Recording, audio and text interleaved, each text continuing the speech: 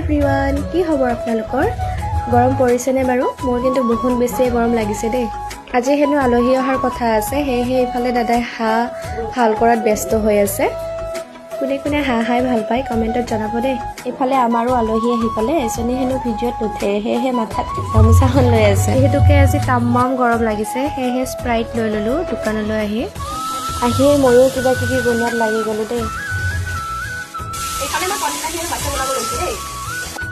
এইফালে আমাৰ কুটি থোৱা হাঁহখিনি যাই পালে কেৰাহীত, দেখিয়ে লোভ লাগিছে পাই, খাওঁ লাগিছে, কিনো ক'ম আৰু।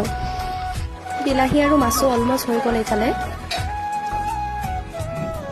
আমাৰো খানা ৰেডি হৈ গ'ল, খোৱাহে কথা আৰু এইবাৰ। নাজানো আৰু কেনেকুৱা হৈছে, তথাপিও খাওঁ আৰু সকলোৱে মিলি জুলি এসাঁজ।